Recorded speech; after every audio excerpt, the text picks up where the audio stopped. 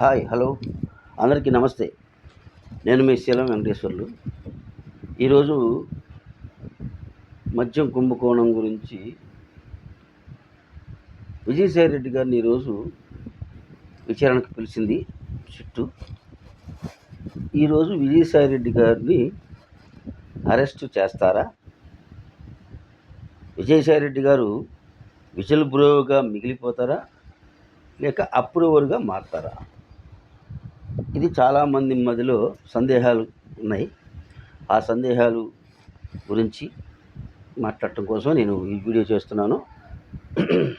మద్యం కుంభకోణం మనందరికీ తెలిసిందే. గత 3 నెలలుగా అనేక డిబేట్స్లో పాల్గొన్నాను, అనేక చర్చలు, మనం కూడా వీడియోలు కూడా 2-3 చేసాం. ఇప్పుడు ముఖ్యంగా ఏంటంటే మద్యం కుంభకోణం చాలా వరకు ఫైనల్ టచ్కి వచ్చినట్టుగా అనిపిస్తుంది. ఏంటంటే చెవిరెడ్డి భాస్కర్ రెడ్డి, అతని అనుచరుడు ఒకతను వెంకటేష్ నాయుడు, వారి పిఏలు, వీళ్ళందరిని అరెస్ట్ చేసిన తర్వాత చాలా విషయాలు, కొత్త విషయాలని బయటపడ్డాయి. మనందరికీ గుర్తుండే ఉంటుంది, చంద్రబాబు నాయుడు గారు 2024 ఎన్నికల ముందు ఆయన ప్రచారాలు చేస్తూ ఒక మాట వాడేవాడు పదే. ఏమనంటే, మద్యం డిజిటల్ పేమెంట్ చేయకుండా క్యాష్ తీసుకుంటున్నారు, ఆ క్యాష్ తీసుకొని వాళ్ళు కంటైనర్లో నేరుగా తాడేపల్లి పంపకపోతుంది. ఆ కంటైనరు సాయంత్రానికి పగలంతా అమ్మిన రాష్ట్ర వ్యాప్తంగా డబ్బంతా తాడేపల్లి పంపలేకపోతుంది.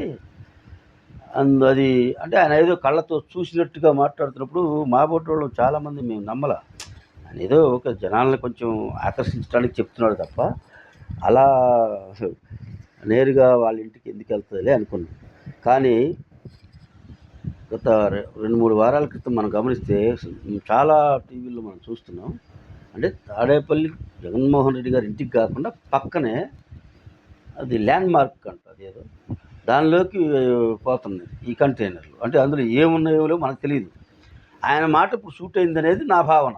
కరెక్ట్గా ఆయన మాట అప్పట్లో ఆయనకి నిజమైన కరెక్ట్ ఇన్ఫర్మేషన్ ఉండే అన్నాడు కావచ్చు అనేది ఇప్పుడు మనకు వచ్చిన కన్క్లూజన్ చివరికి.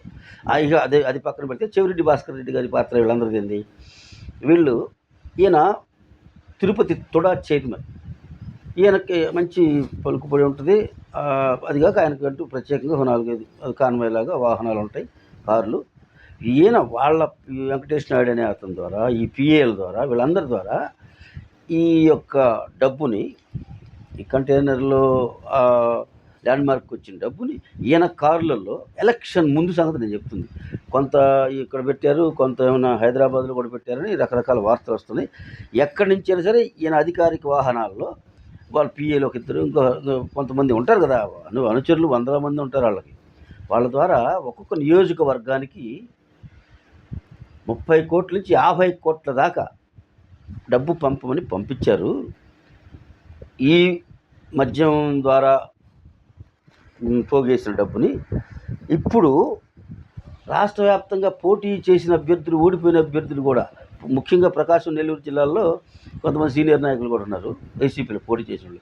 వాళ్ళందరి మనోగతం ఏమిటంటే, అరే మనం ఏదో పోటీ చేసి ఏదో వాళ్ళు అధిష్టానం, జగన్మోహన్ రెడ్డి గారు అధిష్టానం పంపించింది అనుకున్నాం, కానీ ఈ లిక్కర్ స్కామ్ కేసులో డబ్బులు మనకి ఇవ్వటం ఏంది? రేపు పొద్దున ఈ వయసులో మనం జైలుకి వెళ్ళాలా, జైలు పాలు కావాలా, ఏంటి అసలు ఇది, మనం అనవసరంగా పోటీ చేసామే అని వాళ్ళందరూ కూడా బాధపడుతున్నారు అనేవి రూమర్స్ వస్తున్నాయి. అంటే ఎంత దారుణంగా చేశారో చూడండి. డైరెక్ట్గా ప్రజలకే పనిచేశారు ఆ డబ్బుల్ని కొంతవరకు, అంతా కాదు. ఇందులో ఇంకొక ట్విస్ట్ ఏంటంటే, వీళ్ళు ఏదో మనం ఆ మద్యం కుంభకోణంలో ముడుపులు మాత్రం తీసుకున్నారు, 3,500 కోట్లని మన ఈయన కృష్ణదేవరాయలు గారు పార్లమెంట్లో చెప్పాడు కదా, విదేశాలకు కూడా తరలించారు 3,500 కోట్లని. అది ఆయన అధికారికంగా ఉన్న వార్తలు మాత్రమే చెప్పాడు. కానీ వీళ్ళు చేసిన అరాచకాల్లో అనేకమైన ఇప్పుడు తర్వాత బయటకు వస్తుంది ఏంటంటే, ముడుపుల కోసం కాదు, అప్పుడు బేవరేజ్ కార్పొరేషన్ ద్వారా ఏర్పాటు చేసిన ముడుపులు తీసుకున్నది అది సపరేటు. అది ఏ గవర్నమెంట్ ఉన్నా ఆ బేవరేజ్ కార్పొరేషన్ల ద్వారా, లేదా ఇప్పుడు ఈ మద్యం ఇవి ఉన్నాయి కదా, మద్యం గ్యాలరీలు, ఈ గ్యాలరీల ద్వారా వాళ్ళకి కేసు కింతను వస్తాయి. అది ఆటోమేటిక్గా ప్రతి గవర్నమెంట్ చేస్తుంది, అందులో మొహమాటమే లేదు. ఏదో కేసుకు 100, 150, 400, 300, 200 ఈ లెక్కనైతే వాళ్ళకేదో సంవత్సరం మొత్తం మీద గవర్నమెంట్‌కి ఏదో గవర్నమెంట్‌కి వచ్చే ఆదా వేరు.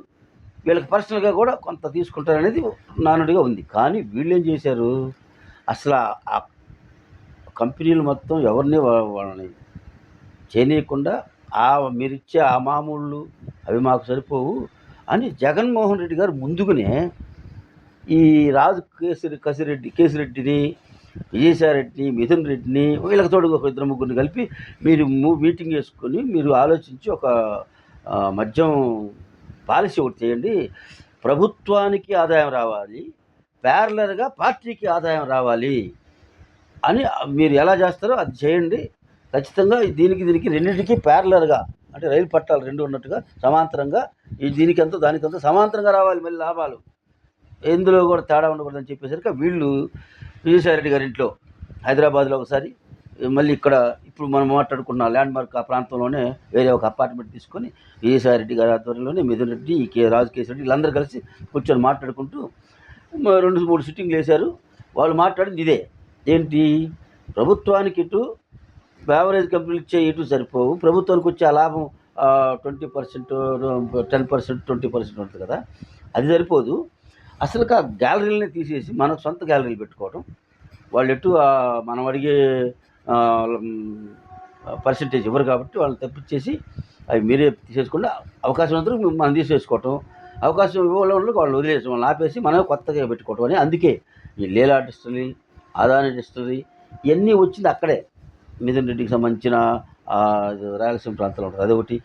ఎక్కువగా ఈ మూడింటికే అదాని డిస్టిలరీ, లీలా డిస్టిలరీ, ఇంకోటి ఏంటంటే అది రాయలసీమలో ప్రాంతాల్లో సంబంధించిన ఒకటి మిథున్ రెడ్డి గారి ఆధ్వర్యంలో. ఈ అదాని డిస్టిలరీ ఉన్న మన రాజకేశ్వరరెడ్డి ఆధ్వర్యంలో, లీలా డిస్టిలరీ ఉన్న విజయసాయిరెడ్డి గారి అల్లుడు శరత్చంద్రారెడ్డి గారు, వీళ్ళంతా వీళ్ళ ద్వారా వచ్చేట్టుగా ఎక్కువగా కేసులు వీళ్ళకి పోయేట్టుగా చేసుకున్నారు. అయితే ఇక్కడ చివరికి జరిగిందేంటి,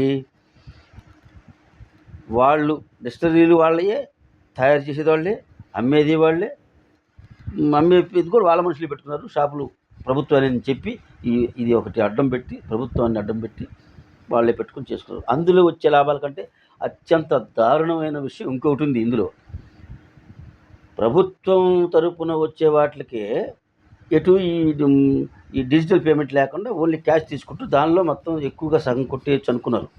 దానికంటే ప్రమాదకరమైంది ఇప్పుడు నేను చెప్పబోయేది ఏంటంటే, అసలు కొన్ని షాపుల్ని డైరెక్ట్గా మన గవర్నమెంట్కి సంబంధం లేకుండా మొత్తం ఈ రాష్ట్రంలో 3000 షాపులు దాకా ఉంటే 600-700 షాపులు సపరేట్గా, అసలు వాళ్ళు ఎక్కడా వీళ్ళకి అధికారికంగా లెక్కలు చెప్పాల్సిన పని లేదు, లెక్కలు రాసుకోవాల్సిన పని లేదు.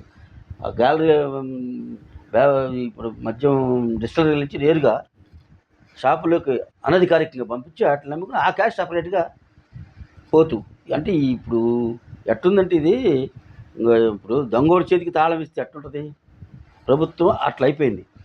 జగన్మోహన్ రెడ్డి చేతికి తాళాలు ఇచ్చి అధికారంలోకి వచ్చాడు, వాళ్ళ మనుషులందరినీ పెట్టుకుని ఈ రకంగా అసలు ప్రభుత్వాలకి ప్రజలకు సంబంధం లేకుండా వచ్చిన ఆదాయం మొత్తం కూడా వాళ్ళ కంపెనీలకు ఇచ్చుకున్నట్టుగా చేసేసుకున్నారు. ఇప్పుడు ఏం చేయాలి, ఆ డబ్బులు ఎలా కనుక్కోవాలి? అందుకే ఇంత లేటు పడుతుంది. ప్రజలందరూ అనుకుంటున్నారు ఏంటి ఇంత లేటు, ఎప్పుడో 3 నెలలు, 4 నెలలు, 5 నెలలు పడుతుంది, 6 నెలలు పడుతుంది అనుకుంటున్నారు. పడుతుంది. ఇదంతా తేల్చాలంటే, ఇది లోతు తవ్వాలంటే టైం పడుతుంది. అందుకు కూడా ప్రభుత్వం తొందరపడకుండా ఎవరిని పడితే వాళ్ళని అరెస్ట్ చేద్దామా, ఎవరు ఒకరిని లోపలికి చేద్దాం అనేది లేకుండా పూర్తిగా లోతుగా తవ్వుతుంది. అందులో దొరికిపోయిన వాళ్ళు ఇప్పుడు దొరికిపోయారు. ముఖ్యంగా ఈరోజు మన టాపిక్లో విజయసాయిరెడ్డి విషయానికి వచ్చేసరికి ఖచ్చితంగా విజయసాయిరెడ్డి విజిల్ బ్రోగానే మిగులుతాడు. అతను అరెస్ట్ కాడు, ముద్దాయిగా కాడు, విజిల్ బ్రో కాదు, అతను అప్రూవర్గా మారతాడు. విజిల్ బ్రోగా మిగిలిపోడు. ఎందుకంటే విజిల్ బ్రోగా మిగిలితే అతను తిప్పలు వస్తాయి మళ్ళీ. కాబట్టి అతను అప్రూవర్గా మారిపోతాడు పూర్తిగా. ఇప్పటిదాకా విజిల్ బ్రోగా ఉన్నాడు, అప్రూవర్గా మారిపోతాడు. లేదంటే అసలు అప్రూవర్గా మారదలుచుకునే ఉద్దేశం లేకపోతే అతను ఆ పార్టీ నుంచి బయటికి రాడు. ఇదంతా బయటపెట్టి కొంతమంది ఫస్ట్ రాజు కసిరెడ్డి, అప్పుడు కేసిరెడ్డి అనేది తెలియక రాజు కసిరెడ్డి అనేవాళ్ళు అందరూ. ఆ రాజు కసిరెడ్డి పేరు చెప్పిందే అతని ద్వారానే ఇదంతా జరిగింది. ఎందుకు జరిగింది? ఆ 2 సిట్టింగుల తర్వాత ఇందులో ఇక ఇతను ఉంటే మళ్ళీ వాళ్ళ అల్లుడు చుట్టాలు పైపించి ఇతను మళ్ళీ ఇందులో బాగా పోతాయని చెప్పి ఇతను పక్కన పెట్టి మొత్తం ఇతను నమ్మకమే అంతకంటే ముందు ఎన్నికలకు ముందు 2 సంవత్సరాల నుంచే ఈశ్వర్ రెడ్డిని పక్కన పెడుతూ వచ్చారు. కొంతమంది అదే ఆయన చెప్పాడు కదా, చుట్టూ ఒక కోటరీ ఉంది, ఆ కోటరీ వాళ్ళు నా మీద విషం పోశారు, విషం చెప్పారని. ఇప్పుడు ఇక రాజకేశ్ రెడ్డికి మొత్తం బాధ్యతలు అప్పచెప్పాడు. ఆ రాజకేశ్ రెడ్డి హైదరాబాద్లో ఎక్కడో టీ కొట్టు పోయి టీ తాగుతున్నప్పుడు అక్కడ కుర్రోడు పాపం టీ కొట్టులో పనిచేసే కుర్రోడు, నాకు కూడా ఏదన్నా పని ఉంటే చూడన్నా, ఈ టీ కొట్టులో వెళ్తే నాకు 500-600 వస్తుంది, కొంచెం మంచి ఏదైనా ఉద్యోగం లేకపోతే ఏదైనా పని చూడు, మంచి మీకు కంపెనీలు అవి ఉంటాయి కదా, ఏదైనా మీకు తెలిసిన వాళ్ళకి మీరు ఇప్పుడు ఇటు ఆంధ్రప్రదేశ్లో ఇది తయారైన తర్వాత ఈ సిట్టింగ్లు అయిపోయిన తర్వాత కలిసాడంట అతను. అతన్ని అసలు అతను ముక్కు మొహం అతని పేరు మీద అప్పుడు ఇతను ప్రత్యేకంగా పిలిపించుకొని, నువ్వు నా అమ్మటుండు నాతో రా అని చెప్పి పిలిపించుకొని అతని పేరు మీద ఒక అకౌంట్ ఓపెన్ చేసి 400-500 కోట్ల రూపాయలు అతను అకౌంట్ నుంచి ట్రాన్సాక్షన్ జరిగింది. అంటే చూడండి, ఒక హోటల్లో పనిచేసేవాడిని కూడా తీసుకొచ్చి వందలాది కోట్లు అతని అకౌంట్లోకి తెప్పించి వీళ్ళు ట్రాన్సాక్షన్ చేసుకున్నారు. ఇది ఇంకా ఒక 6 నెలలు టైం పట్టిద్ది అనుకుంటున్నాను నేను, అంత తొందరగా తేలదు. కానీ బయటకైతే వస్తారు, శిక్షల దాకా కూడా పడతాయి అనేది నాకున్న సమాచారం. పూర్తిగా నేనేమో అందులో సిబిఐ లేకపోతే సిఐడి లేకపోతే సిట్ అధికారులు కాదు కాబట్టి మనం విశ్లేషిస్తున్నాం. తప్పకుండా ఇందులో తప్పు జరిగిందని మాత్రం కన్ఫర్మ్. ఈ చాలా నిర్ధారణలు మనకు కనపడుతున్నాయి కాబట్టి వీళ్ళు చేశారు, అందులో శిక్షలు పడతాయి. జగన్మోహన్ రెడ్డి దాకా పోదా ఆ సందిగ్ధం ఏమీ అక్కర్లేదు. జగన్మోహన్ రెడ్డి చెప్పకుండా వీళ్ళు ఎవరు చేసే అవకాశం లేదు. అందరూ చెప్పకపోయినా ఎవడో ఒకడు ఎక్కడో చోట దొంగనేవాడు ఏదో ఒక చోట సాక్ష్యాలు వదిలేస్తాడు. అది పోలీస్ డిపార్ట్మెంట్కు, సిఐడికో, అవసరమైతే సిబిఐ కూడా అప్పచెప్తారు తప్ప ఈ కేసులు ప్రభుత్వం కూడా అంత తేలిగ్గా వదిలేటట్టుగా నాకైతే కనపట్లేదు. మీకేమన్నా ఇంకా ఏమన్నా సమస్యలు లేకపోతే ఇంకా ఏమైనా అనుమానాలు ఏమైనా ఉన్నా అది పాజిటివ్ అయినా నెగిటివ్ అయినా నాకు కింద కామెంట్లు కూడా పెట్టచ్చు. అందరికీ నమస్కారం. Thank you one and all అందరికీ.